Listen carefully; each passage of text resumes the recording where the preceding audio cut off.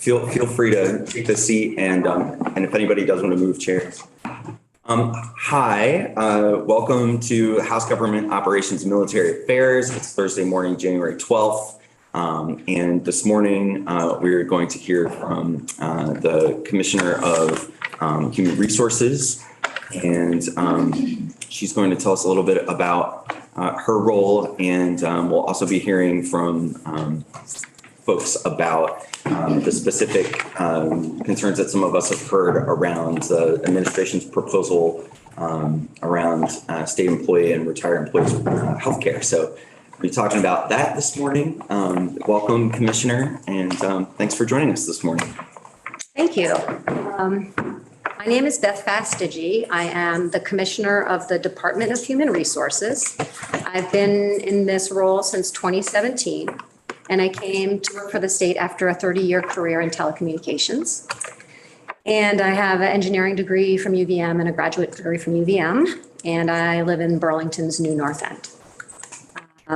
One of the best things about our jobs, my job here, is the opportunity to work with a really smart, dedicated, committed team at the Department of Human Resources. We have about 100 employees, and that really is the best part of my job. They're knowledgeable, they work really hard, and they're really committed to providing state agencies and departments and state employees with all what you would think of our HR services. So some of the things we do at the Department of Human Resources: talent acquisition, that's a big thing right now, recruitment of new employees, onboarding new employees.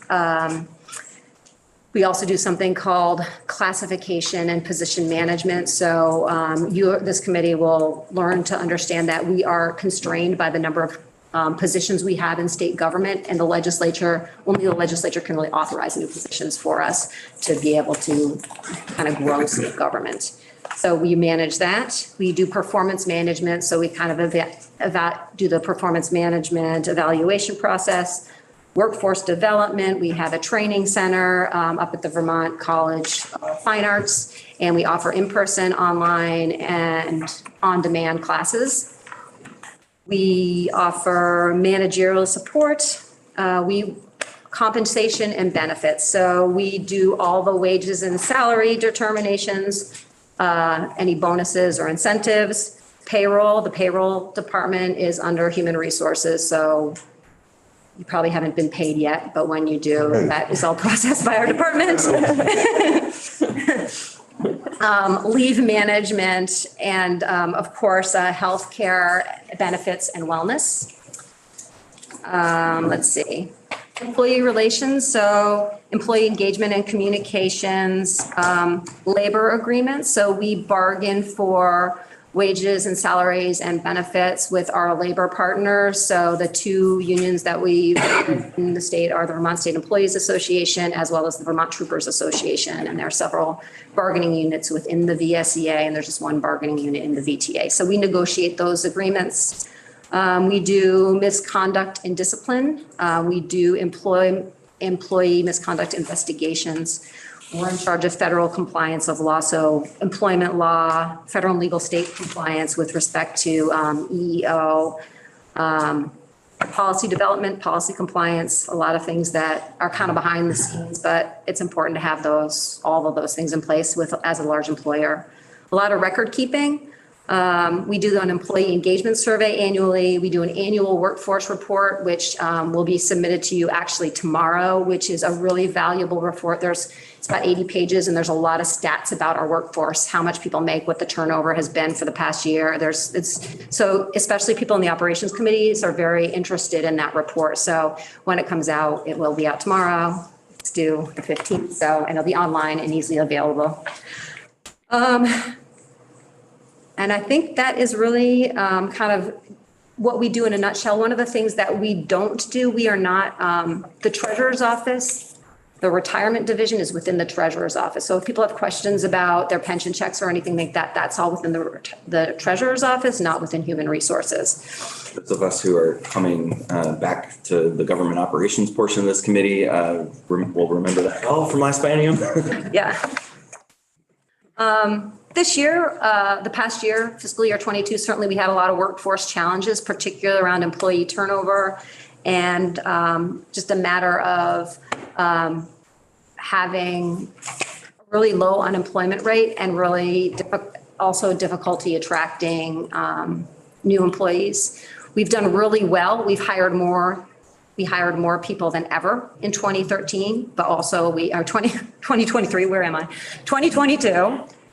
But we also had a record number of people leaving, and the highest number ever of voluntary, what we call, all of them are, we call terminations, but typically retirement and voluntary terminations are the two highest. Voluntary terminations jumped up enormously. So we went from around the regular, usually around 9% to about 15%.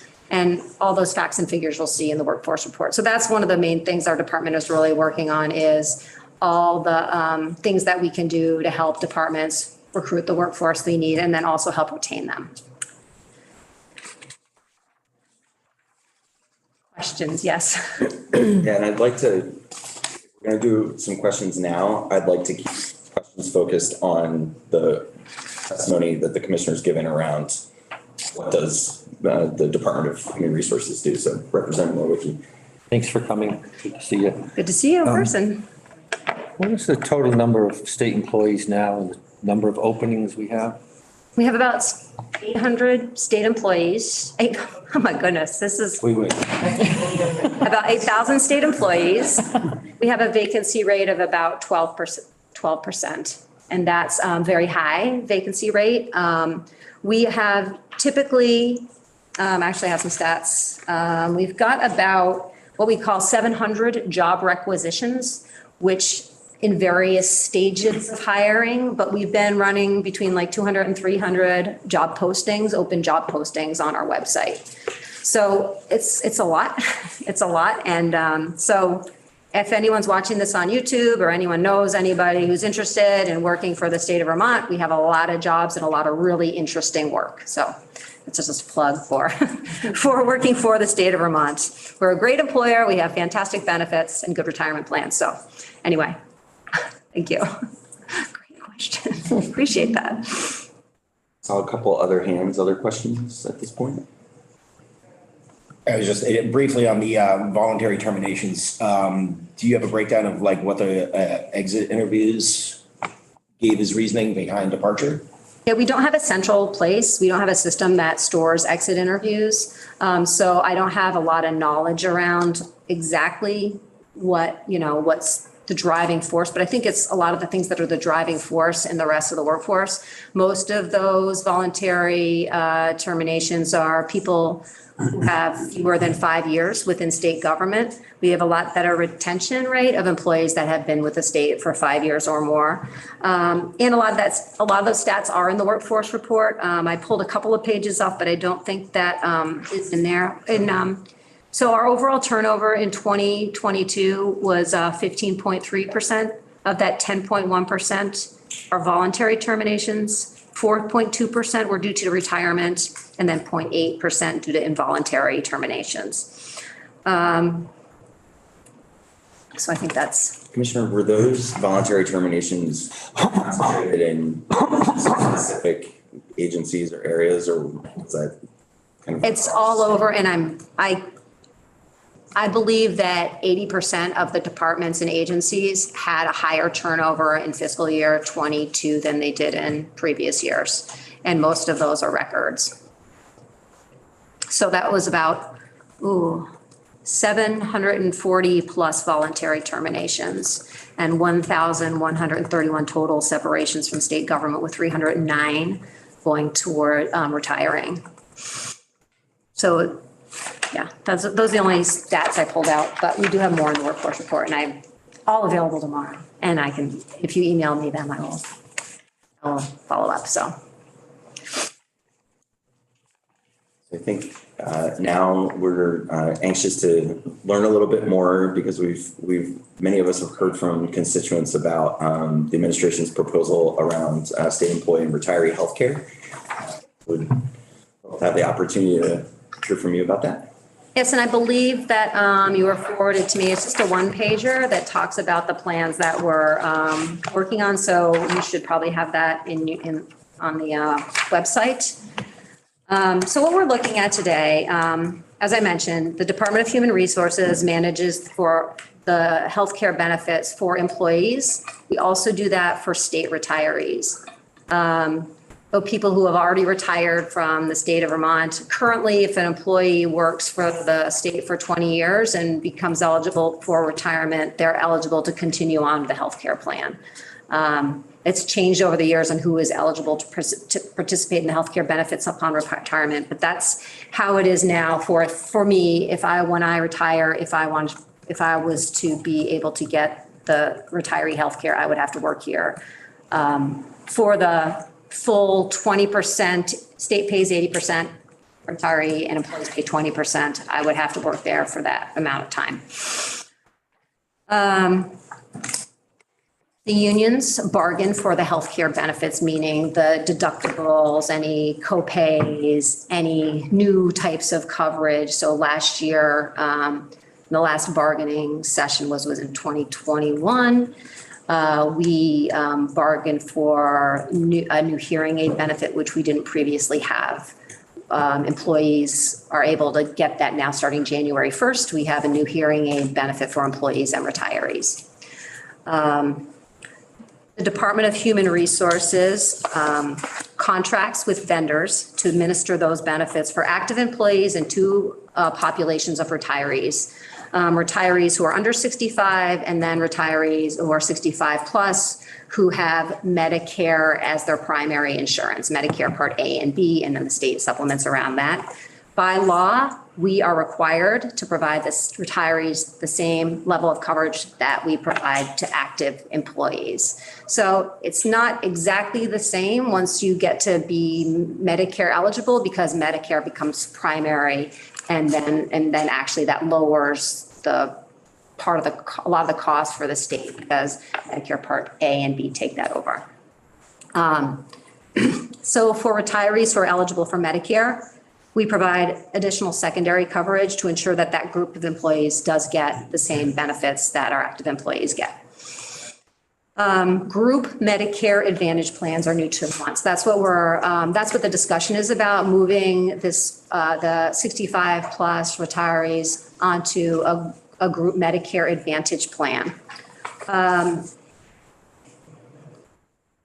And we've been really encouraged by the success of other public entities in Vermont moving to group Medicare Advantage plans by the savings for both retirees and the entity, as well as the long-term savings in the other post-employment benefits liabilities. So what we did, we worked closely with many experts to design a Medicare Advantage plan that's customized specifically for state retirees. This plan shouldn't be confused with individual Medicare Advantage plans that you see advertised like on late night TV, which are individual plans, and you really need to be very well educated to make sure you're buying the right plan for you if you want to participate in one of those type of plans, because one of the reasons they save money is by narrowing the network and having you go into network.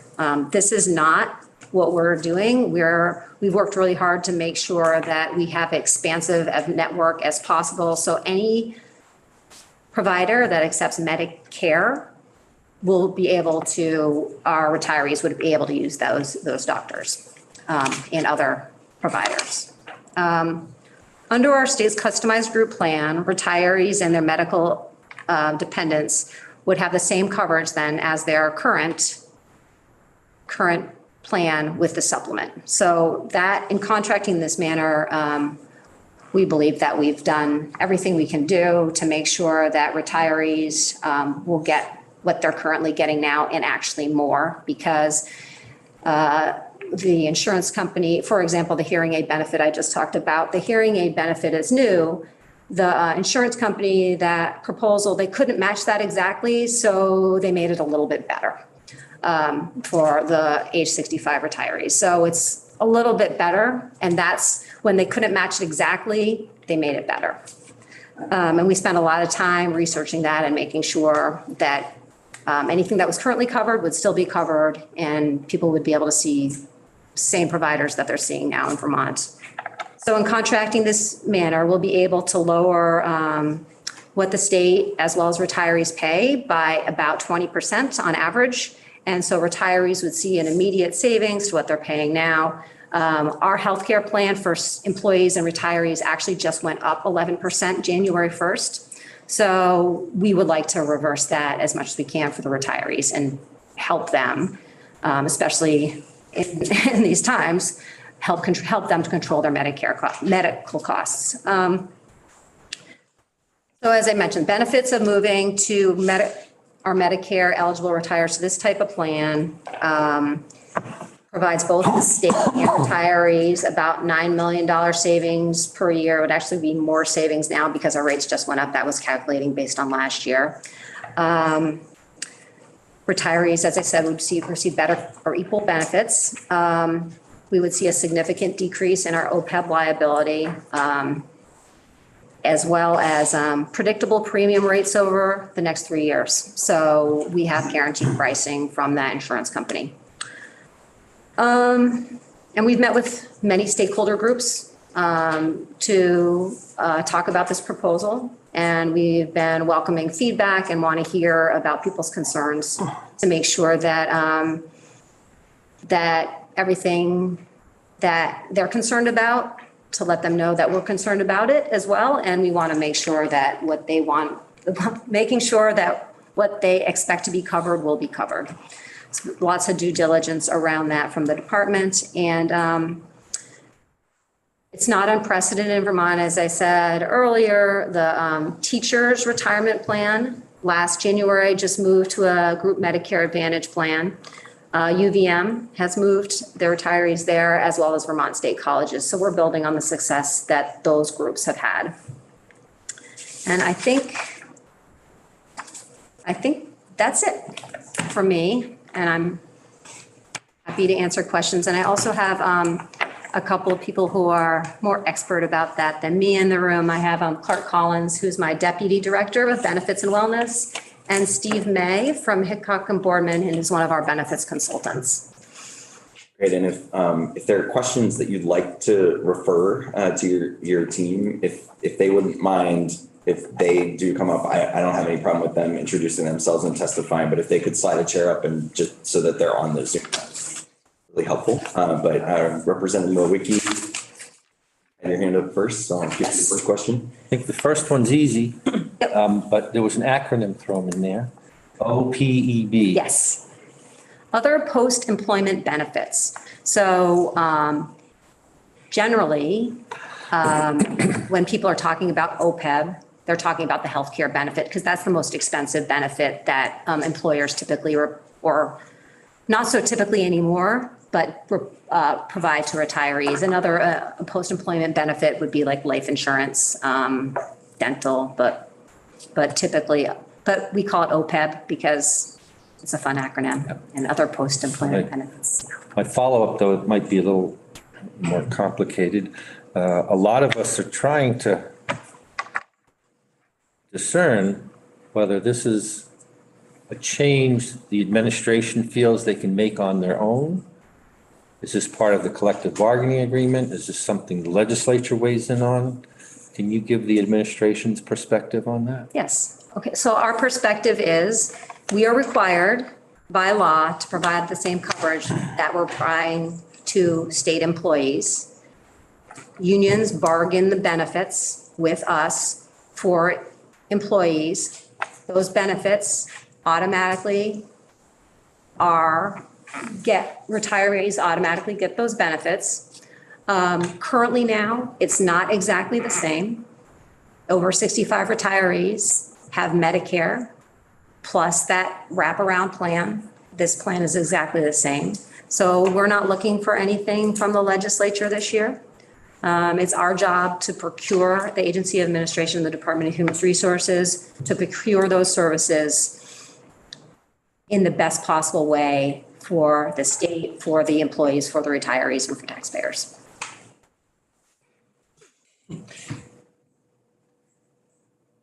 Representative Morgan. Yes, thank you. So Commissioner, if I hear you correctly, and like many of you, have probably received emails from state employees, mostly, I think exclusively might have been from retirees.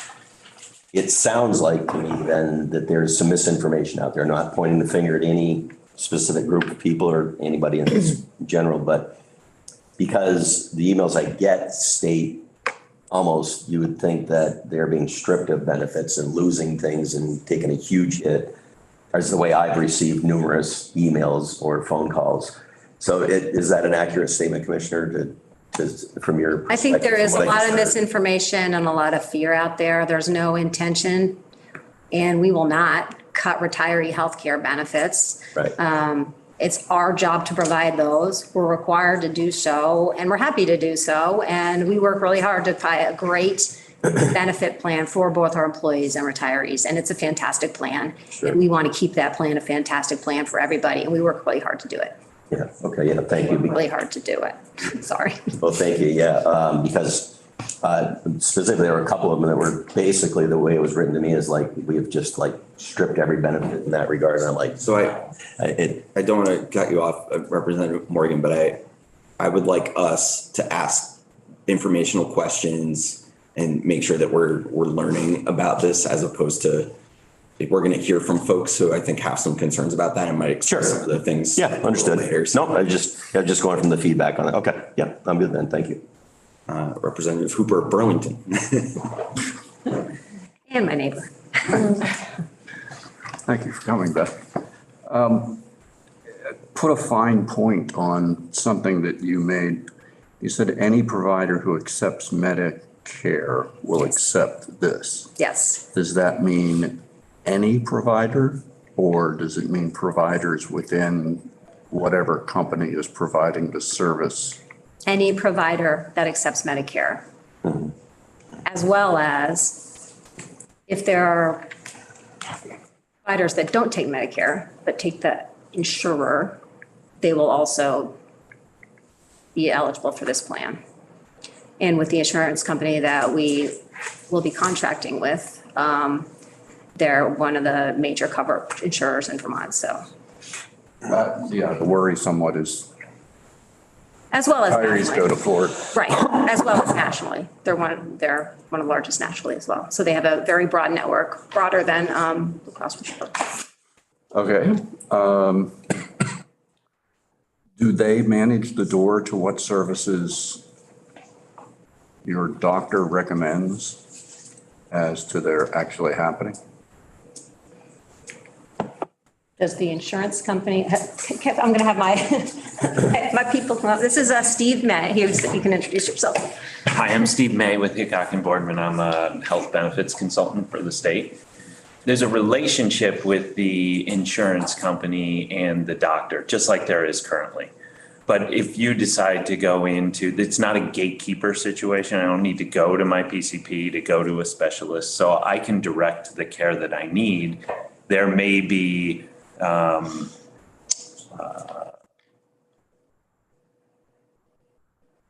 looking for the right word. How a doctor operates and what they do may be part of their contract. But that's currently under their PPO program with Blue Cross Blue Shield. So there doesn't appear to be any difference in this carrier's not stepping in and saying, this is the way it works and you do it and we're going to manage it. That relationship is there. Medical necessity drives care for people just like it does now. But there's not anything more stringent. So medical necessity is a term that is pretty ill-defined in the medical community. My own experience, I've gone for an MRI that somebody wanted contrast and somebody at the insurance company said, no, we don't want contrast. And I sat around in a waiting room for 3 hours while they battled it out. The question, I guess, boils down to who makes the decision about what treatment is appropriate. And that's the doorkeeper role. It would be parallel Okay. to your example. If, back to you. If we change the service provided to the active employees in year 2 of the contract with the unknown insurance provider, how does that adherence to Title III be maintained so that the Medicare Advantage plan reflects the change that was made to the active employee plan? We would contract with the insurer and make sure that we implemented that change.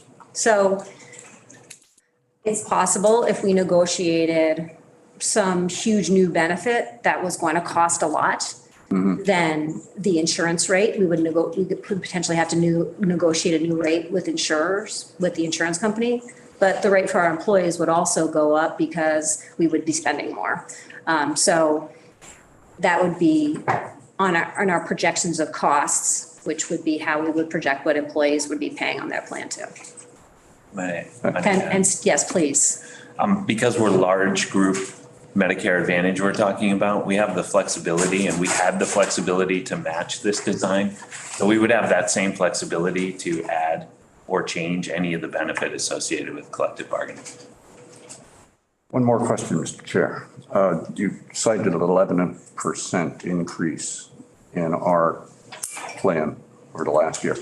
What was the increase usually attributed to commercial plans? We're a self-funded plan, so we base our rate on what we're projected to use. Yes. They base their rate on what they're projected to use plus profit. How did our plan compare with 11% to other entities? So annual trend right now. So I'm going to answer in a couple different ways because it depends on the claims experience with those different entities. So I'm going to try and give an overview in a couple different ways. The annual trend, which is what do we expect today's services to cost next year, is 10 to 11% roughly. So we were close to that. The state plans that were approved and are available through the ACA and out on the market at the state had double-digit increases, as much as 18%. So we're a little bit better than that. Our book of business, so the clients that we help in the state, ranged from 2% to 35%. Again, driven by experience, and the higher end has larger claims and worse experience. So does that help answer? Yeah. Thank you. Representative Hango. Thank you. My question goes back to the commissioner's testimony. Towards the end of your testimony, you said that retirees get the same benefits as active employees. And then you said currently over 65 get something different, and I missed. Yeah. It just went by me too fast. Could you explain that, please? Yes. So when you're over 65, Medicare, so that's what people are entitled to when they're over 65. That becomes your primary insurance. And then the secondary insurance is what we provide by the state. And that kind of wraps around that to make sure that what Medicare does not cover, our retirees will still have coverage for. How did I do? Perfect. Okay. That's good. Thank you.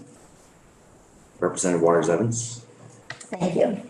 Commissioner, I had a question for you. So earlier you mentioned that that you had spoken to other organizations around Vermont that had success with the Medicare Advantage. And I was wondering what those were and what you saw as a success. Is it satisfaction of the people who are experiencing it, or was it saving money, or was it other factors? I think all those factors. So the ones that I mentioned, those public entities, are the retirement office. They provide retiree healthcare benefits for teachers. Okay. So we've heard positive reporting from them, and we're encouraged before we bid this to ask for pricing on that because of the success they had, particularly with the pricing, as well as the savings on those other post-employment benefits.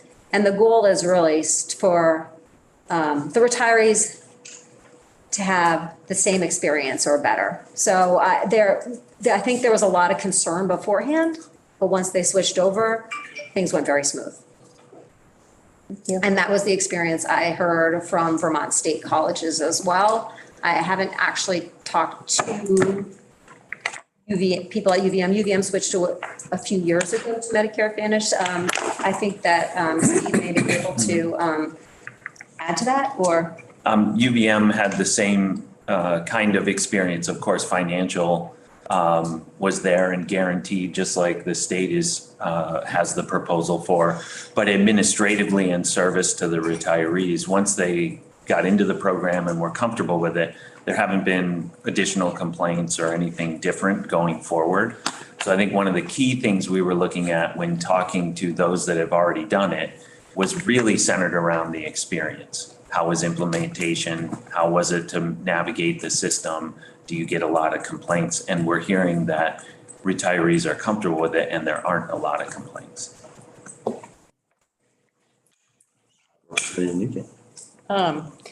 You said that I think $9 million you estimated would be saved. Could you talk about why it's going to cost so much less? I'm going to You want me to hit that I'm going one? to turn that over to Mr. May. So I draw a parallel to the employer group waiver plan that the state currently has for the prescription drug portion of the Medicare benefits. So years ago, the prescription drug was given to this employer group waiver plan. It's a private insurance pharmacy benefit manager that now provides the drug coverage associated with the Medicare coverage. And at the time of that switch, it was the same thing. There was a big reduction in cost, roughly basically because the federal government is subsidizing this cost to encourage this type of plan, to encourage private insurance to help control costs. What we saw with EGWIP was that subsidy was very large to start. And over time, that subsidy waned a little bit. It's now kind of flattened out to where they're comfortable where it is. So we're at the front end of Medicare Advantage, and that subsidy and encouragement to be in these types of plans right now is very large. So, Mr. May, I know that in your industry, as in many of our policy areas, acronyms are going to plague us. So Tried not to. I got one in there, didn't I? EGWIP is one of the more hilarious ones. So that's you already mentioned, I think, that it's the employer group waiver insurance plan, but just wanted to. Yeah, that's the prescription drug portion is kind of what we call it because of that subsidization from the government. Yes. So this was a really good introduction. I want to give our other guests today an opportunity to come and chat a little bit about this. I am sure that there will be more discussion about this because we are all receiving a bit of communication about it right now. I really appreciate you, Commissioner May, and your team for coming in today to House Gov.Ops and Military Affairs. And if you want to stick around, please, please feel welcome. And I'm sure we'll have you back in a little bit more, Commissioner, to talk about workforce generally and a little bit more about what you do. So Thank you. thank you for being with us. Right.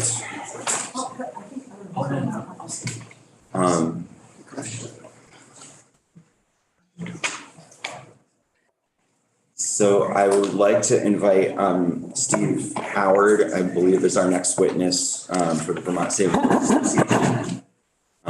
Steve, if you could tell us a little bit about the VSEA for some new to the legislature, new to this committee members who may not have met you or seen you. So if you could join that up first, that'd be really wonderful. I'd be very happy to do that. Thank you, Mr. Chairman. For the record, I'm Steve Howard. I'm the executive director of the VSEA, just starting my 10th year at the VSEA.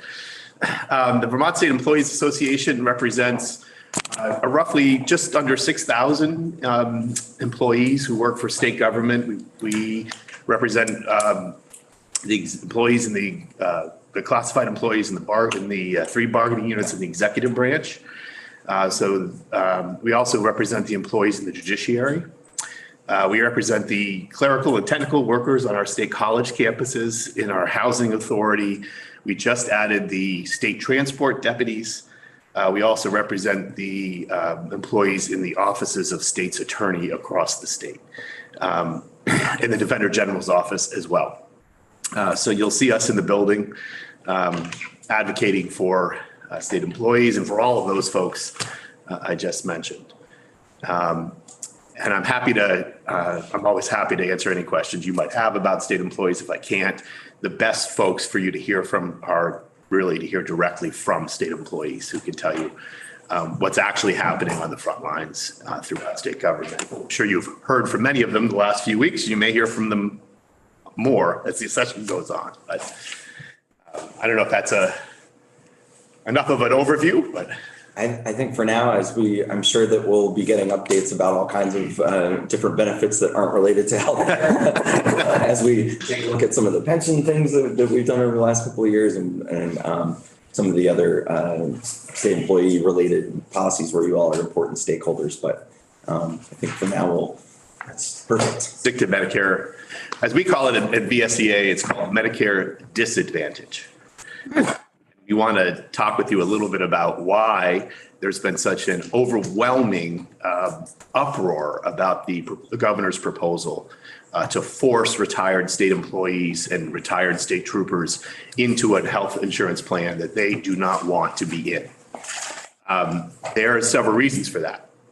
First of all, I think as Vermonters, I think we all understand that one of the great values of being a Vermonter is that you keep your promises. And when you work for 10 or 20 or 30 years for state government and you're promised a certain benefit at the outcome of that service to state government, sometimes doing jobs that nobody else wants to do, that often have very physical and mental health demands to do successfully, you want the promise of the benefit you were provided when you started that service to be in place. The members of the VSEA and our retirees do not want to sever our relationship with the Vermonters on that do our collective bargaining on our bargaining team. We do not want to be at the beck and call of an insurance industry with questionable ethics, questionable practices that we think will not provide the same level of benefit that our bargaining teams are negotiating when they negotiate on behalf of active employees. And we want to maintain that relationship very strongly. We believe in collective bargaining and we support it, and our retirees would ask you to do that as well. We also support Medicare. We believe in Medicare. Medicare Advantage or disadvantage is the privatization of Medicare.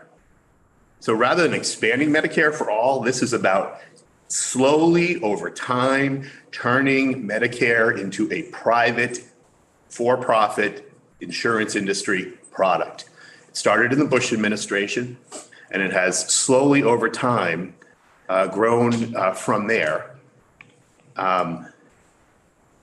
Sorry, which? Representative Chase, do you want to? Sorry. Do you have a clarifying question? Yeah, sorry, which Bush? It started George W. Bush.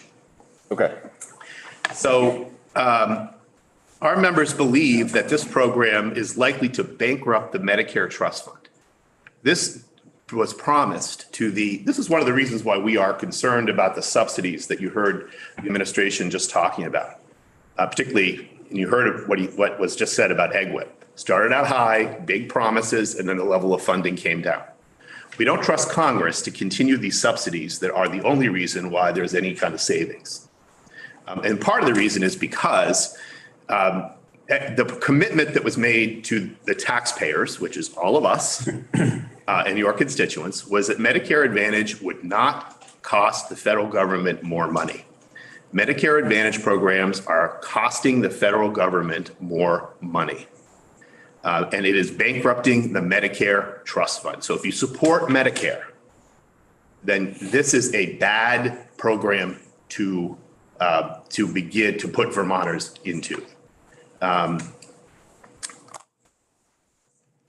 We also, I think many folks may have seen on Friday, the VSEA sent a pretty extensive email out. If you haven't gotten to it yet, it's in your email box at your legislative email address with just a significant number of press reports and research that was provided by the Biden administration about questionable practices of the Medicare Advantage programs, including Cigna. which is currently being sued for fraud. This is who the governor wants to put our retirees at the beck and call of. A corporation which is being sued for fraud. Now, why are they being sued? Because they're lying to the federal government, it's called upcharting, about how sick the folks in their coverage plans really are in order to draw down more money to increase their profits, to respond to the shareholders who they are most concerned about. Bargaining teams care more about retirees. Insurance industry cares about profit and shareholders. That's not a dynamic we want anything to do with. We also don't think Vermonters want to participate with an industry that has such questionable ethical practices. One of the other things you'll see in that email are articles that outline, I think there's a great New York Times article that's included in that batch. And if you didn't find it in your email, we can resend it to you. That talks about the denial of services, particularly as seniors age, as they become more of a burden on the healthcare system. This industry turns its back on those seniors. Our members are aware of that. Our retirees are aware of that. They don't want to have to deal with that, particularly as they're getting sicker and particularly as they're getting older. So what's the role of the legislature in this discussion? Because that's been a question a lot of people have asked, but why are we going to the legislature? Well, when the administration sort of dropped this on our lap on a Friday afternoon before Labor Day, we were quite surprised by it. And we immediately asked for a legal analysis of what the administration could do. Title III is very clear. The retired state employees are in the same plan, the very same plan as active employees, not a comparable plan, not a plan that looks like the retiree, like the active employees plan, the very same plan. Title III is very clear on that. Our legal analysis from our legal department and from our outside counsel says very plainly, the administration can't do this without asking the legislature to change the statute. And I think if you consult your very capable legislative counsel, I would be very confident that they will agree with our legislative analysis, with our legal department's analysis. So I would encourage you to do that. So, Steve, would you say that the crux of the disagreement between your position, the VSEA's legal analysis, and the testimony we heard from the commissioner is on the authority about the equivalency of this proposal? Right. I think originally what we were told is, well, it'll be the spirit of the law. And that's not something we're interested in. We are 100% committed to following the actual law, not meeting the spirit of the law. And so I think it's important because if the legislature can take two steps, one is to prevent the administration from trying to change Title III, which by now they must have figured out, since every other lawyer in town thinks they have to get a legislative change. The other thing that the VSEA is going to ask the legislature to do is to say to the governor, absolutely not. We will not allow you to do this to retired senior citizens who have served the state for as many years as they have. We're asking the legislature to be explicit in the budget, whatever bill we can find that says you will not do this. So those are the real, I think, the two roles of the legislature. Make sure that any proposal by the administration doesn't include a change to Title III, and also be very explicit in the budget that the governor is not authorized to do this. Just to be absolutely sure that these seniors who are quite scared, some of these folks are in their 80s and their 90s, and they are quite scared. This was not the way to handle this issue, to just drop it like a bomb. And so we'd ask you to protect those seniors and to not turn your back on them and say, we're not doing this until we at least have, and we're not doing this. That's really what we'd ask you to do. I also just want to say that I think probably the administration hears from different people than we hear from, because I hear from teachers all the time who do not like Medicare Advantage, retired teachers who do not like Medicare Advantage. It's unlikely that the frontline workers are going to call the administration and tell them, I mean, teachers don't work for the administration. The difference between the teachers and the state employees is that we have the law on our side. They did not have a statute that protected them. My sense is that the teachers would have vigorously opposed this change had they had a statute that they could stand behind.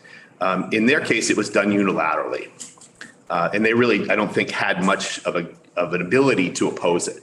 We have that ability, given what the current law says. And also, we represent the employees on the state colleges campuses. So we hear from them all the time. They are not happy with Medicare Advantage. I get emails, text messages, phone calls from people who say, do you know what it's like to deal with these insurance companies? You know, my spouse has a rare blood disease and I had to go through months and months of battles with these people. If that happens now, what would, under the current scenario, they call their union. The union calls Kathy Callahan, who's our consultant who wrote the healthcare plan, and she goes to bat for them. A Vermonter calls a Vermonter, we should call another Vermonter, and we solve the problem. This is not broke. Don't try to fix it. That's really, I think, the message that the members of the VSEA would have for you today. Does anybody have any specific questions for Mr. Howard? Representative Murwicki? Thanks for coming in. Thank you. I've heard from constituents who have signed up for individual Medicare Advantage plans, who have been disenrolled, I think is the term that's being used, because their healthcare needs grew, and so they got kicked out of the program. Is your understanding, does this plan allow for that? The group plan under Cigna? Yeah. I don't think, I'm not 100% sure about that, but what I will say is if for some reason you as the consumer are in the Cigna plan and you are not happy with Medicare Advantage, you are now out of the state employees plan, which you can never go back into. And you are then left with the only alternative, which is to go into this private market that you're talking about, which the commissioner herself has said is a problem. So that is a concern that our members have. We believe that the security of the existing plan is really preferable to getting into this risky scenario where you may or may not be denied the coverage you need. Any other questions for Mr. Howard? We have some representatives from retired state employees who are going to take the seat next. And I don't think this was meant this morning to be a little introduction to the administration's proposal and folks who are concerned about it. So, you know, we don't have any legislation before us. So we'll have more opportunity to ask questions, have folks back in on this issue, I believe. So thank you, Mr. Howard, for being with us today. Representative Hooper of Burlington one. I apologize. I should have asked this of the commissioner. Is the contract been reviewed by all parties? The contract with Cigna? I don't believe it has. Is it available? I don't know. Be a good question for the administration. Thank you so much. It's very nice to meet you all, and I'm happy to answer any questions you have. If you flag me down anywhere in the building, I'll see if I can get whatever information you're looking for. Thank you very much. I believe next we have Shelley Martin from the VRSEA, the Vermont Retired State Employees Association. Next on my list. Welcome to House Government Operations and Military Affairs. Thank you for having me. I'm Shelley Martin, the president of the Vermont Retired State Employees Association. And I'm also a past president of VSEA. And when I was the president, Steve was my lobbyist, and we worked together here in the State House. So I would like to say that everything he said is exactly how we feel. So I will try not to go into what he said because it would be the same thing. Earlier, it was said that we don't have the same benefits as state employees because those over 65 suddenly have the primary care under Medicare and the secondary care under the state insurance. Well, we still have the same benefits, regardless of who's the primary and who isn't. Excuse me, please. I'm having a hard time hearing. I apologize. Or it was over. I think we may have dealt with the broadcast that was happening outside of our room. It was very distracting. So I think that noise has been dealt with. Thank you very much, Representative Byron. Something happening outside that, Okay, do you want me to read? No, I think it's been dealt with now. So please continue your testimony. Sorry about that. So we do have the same benefits, even though our primary and secondary change, we still have the same benefits. And what was said earlier was that we wouldn't lose any benefits. Well, one of the benefits we have is with bargaining, and we're protected. We would lose that benefit, and that's a huge, huge benefit. And also, when it was brought up that if there's bargaining and something is being given to state employees and those under 65, if you're in the Medicare Advantage program, we would negotiate. Well, negotiating doesn't guarantee you're going to get the same thing. So that in and of itself is disturbing. I have over 8,000 retirees that we represent. We have more than 8,000. And it's growing quickly. As they leave state government, they join us. So it's huge. And we're getting new members all the time who actually belong to the Vermont Retired State Employees Association. We have over 2,000 members that are dues paying. And we are in statute to represent retired state employees. So the law protects us, the bargaining protects us, and I have put my name and phone number in our newsletter to over 8,000 retirees, and I've been getting a lot of calls. I write down who calls so I can call them back and clean out my voicemail, and the next day it's full again. So I have heard from many, many people, and I've been directing them to talk to their representatives to let them know how afraid they are. For me personally, I had cancer twice, and in 9 years, I had 31 surgeries, and I had different surgeries in 4 different hospitals.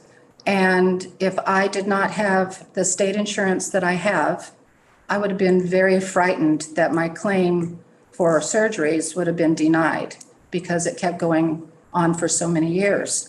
I felt safe, I felt secure. I didn't even question whether my insurance would pay for it. And I look at the state of Vermont as a large community where we take care of each other. And an insurance company is in it for the profit. Money comes first. And our insurance with the state, we come first because it's our insurance. And that's how I've always looked at it. And I've been cancer-free for 20 years and not on a single kind of medication. So the doctors in Vermont have been excellent to me. And my last surgery was at the Leahy Clinic in Wilmington, Massachusetts. I had to do a complete neurological reconstruction because the radiation destroyed my insides. And if I didn't have this insurance, I don't know what I would have done. So we don't want you to change what we have. It works. It's the best insurance we could possibly have. And the old saying, if it ain't broke, don't fix it. Just leave us alone. Let those of us that are vulnerable in older age with all these extra things happening to us, let us be in peace and feel safe and secure, and don't take away or create fear when there shouldn't be any. We do not want the Medicare Advantage program. We want to stay with the state. We want to stay in bargaining. We trust the union. The union serves the state well. These employees have dedicated their lives to working for the public and for the state of Vermont. Many of them are very proud of the jobs they did, and they wouldn't change a single thing. And upon retirement, they're still proud to be a retired state employee. So if you have any questions for me. Anybody have any questions? Ms. Martin? Okay, I didn't want to take up much time because we have other people who want to testify, and if you need me for anything, we sent out flyers in your mailboxes, and my phone number's on it, as well as my email, and I'll be glad to talk in the future for anything else.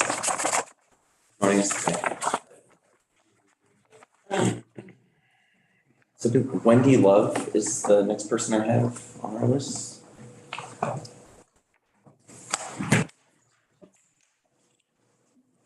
Good morning. I'm taking off my mask now. I'm sorry I have nothing in writing because I was not expected to testify today. And you're the only legislator who I think was here when I retired in 2012. I retired in 2012 as the executive director of the Vermont Commission on Women, which was dedicated to increasing opportunities for women and discouraging discrimination against women. But before that, I had a 30-year career in healthcare and healthcare finance. I have an MBA from Cornell with a Sloan certificate in hospital administration. And before I came here, I represented a number of upstate counties in New York State with a population about the size of Vermont. And I wrote the Medicaid managed care plan, the first one. And I worked with what became MVP and the Blue Cross of the area and 6 rural counties. So when Medicaid managed care came to Vermont, I was one of the few people who understood what was going on, and they gave a fantastic deal to Vermont. Why?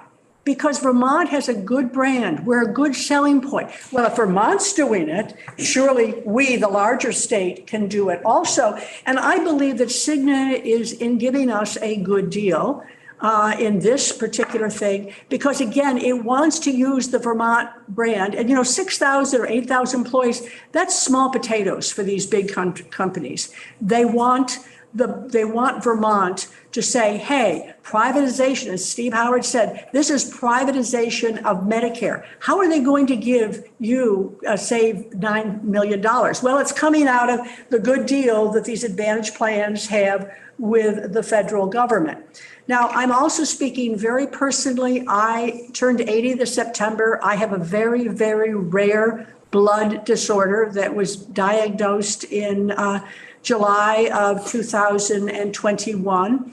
And the first thing they said to me is, you're too old for a heart transplant, a kidney transplant, or a stem cell transplant. But luckily, a wonder drug, it was not a drug actually, it's an injection, so it's covered under Part B, came out. For the 34 months of treatment, they are billing Medicare $850,000 for this one drug. And Medicare is actually going to be paying $240,000 for it. I am halfway through this treatment. I'm in a worldwide group of people with my rare disease, and the stories of Medicare Advantage plans denying them the treatment. My treatment is managed out of Boston because they are the world experts, and UVM is doing a fantastic job. And unlike many who have not been able to get this treatment, I am alive, I'm well, I plan to reach 100. So I really, personally, this is very scary for me because you don't get blood from a stone. They're going to start cutting benefits, and even though they're giving us a great deal, as I say, the Medicare Trust Fund, we're in it for the long haul. So I really do think that it can't be about saving money in the short term, because it's not going to stay that way. And I guess the other thing is I have also battled for my husband's CPAP machine to the last edge of the last appeal for Medicare, because his machine, he's got a very fancy kind of sleep apnea, and his machine is $6,000. And they denied it because there was a coding mistake. And I went to the very last appeal process in Medicare to get it corrected. Cigna, I would have to go through them, and they don't have the same checks and balances in appeal processes that the federal government has put in. And I only was able to get there with my 40 phone calls and my 5 layers of appeals and a stack like that because I am knowledgeable and I'm in the healthcare field. If I was an ordinary citizen without this knowledge, I'd be frankly screwed. So I'd be happy to answer questions, but I think Steve was very eloquent. This is really about the privatization of Medicare. It can't go on. And so all these great savings you're getting now because they're throwing money at these insurance companies who are making lots of money. Cigna makes tons of money because the federal government is subsidizing them. So, again, we're paying as taxpayers at the federal level to, help support the privatization of Medicare. With that, I'll stop and begin to answer any questions. And it's so good to see you. Are you still playing the guitar? Yes. I remember that about you. You were folk guitar. Do you play for the group? Do they know of your talent? We haven't talked about that. Oh, well, okay, yes, okay. So I didn't mean to, to expose you with your No, talent. not at all, but it is good to see you and hear that you're feeling well. Yes, and I am feeling well, but if I didn't have this drug, I would be dead in 24 months. That's the average lifespan for someone with my disease untreated without this miracle drug. I believe Representative Morgan has. Ma'am, what was your name again? Oh, Wendy Love. Actually, it's Wendy Snow Love, which people in Vermont think is terribly funny because they all love snow or snow love. And yes. Thank you. Thank you very much for joining us. Thank you.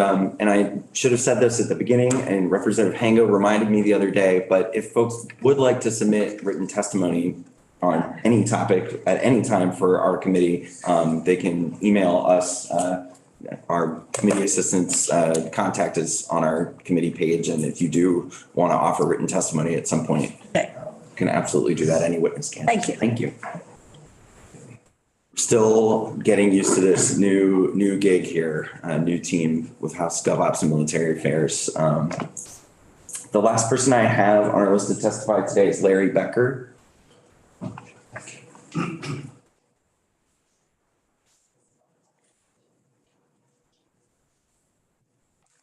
Yes. Thank you. Thanks for the opportunity to talk about what the present system has done for our family. It really has been the stability and the core of helping us get through a big family problem that began back in 2007. A little bit about me. I'm the former Vermont state geologist. I served for about 20 years, served in the state government for 34 years. And I teach at Norwich, part-time at Norwich University. And just an aside, having this stability and allows me to give back in that kind of setting where I can teach to students. We're also working in the military as well. So the main reason I'm here is to talk about a dependent, my daughter, and I spoke to her last night about her willingness to have me speak about her case. And her name is Sasha Ross Becker, and this started back in 2007. Came home one day and we found out she had gone to a doctor and there was weakness on one of her sides. And she was sent for an MRI, and the MRI showed she had a brain tumor. So we, in turn, had to quickly get down to Dartmouth and by Monday morning, she was in surgery for that. So she's had 3 surgeries for that, and she has right side weakness, and she has, can't see out of half of her eyes. And then there was some speech, she had to recover her speech, but she is a success story. And I will get why she is a success story. And the reason she is a success story is because this insurance allowed her to get all the care she needed and the step-by-step, and it's been a long road. And that she works full-time and in New York. And there was a little bit of music in the story. She was a fiddler and a violist, and she can't play string instruments anymore, but she now works as a graphic designer for a music school in New York. So the stability and the ability for this to happen has been that we know what's coming, we know what to expect. Others have spoken about it. I really didn't have to argue with the manager. Blue Cross Blue Shield is a manager for our collective insurance. I really didn't have to argue a lot with them. They were on board. There are a few things, but basically I felt that they were there to listen to me and to try to get through these steps. One of the big things is rehab. It's not very clear to people over time, but even with this thing, there's a lot of rehab and the rehab that has gone on. And I was a state employee when it started, and so I was on the full employment. And then she was on Social Security disability, and then she was not working. She couldn't. And then she became Medicare and had our our program as described as a secondary to support her. And that has kept going. And when I was a retiree, this moved into a retiree situation where I was still had her on our program. And then by 2018, she'd been working full-time for the last 4 years. So it's been a long road. This happened when she was 17 in 2007. So I won't go on any longer, but I just want to say that the stability, the ability to turn to somebody who will listen and see what the long-term needs are was really important to our family. It's really brought a person to be a contributing member of society. So I'm happy to answer any questions that you have. Thanks for joining us today, Mr. Becker. Does anybody on the committee have any questions? I really appreciate you sharing your family story and making the concerns about what your healthcare coverage is personal and real for us. So thank you for being here today. Thank you for listening. Really appreciate it. Thank you. So that I believe is it for our testimony this morning. We're going to take a little bit of a break and then switch gears to hear from the Adjutant General. I will have to leave a little bit before 11 to go up to House Ways and Means to talk about the bill we passed yesterday. And I believe our capable vice chair will be able to wrap up the testimony from the Adjutant General. So we're scheduled to be back on at 10:30. If folks could be really in their seats and ready to go at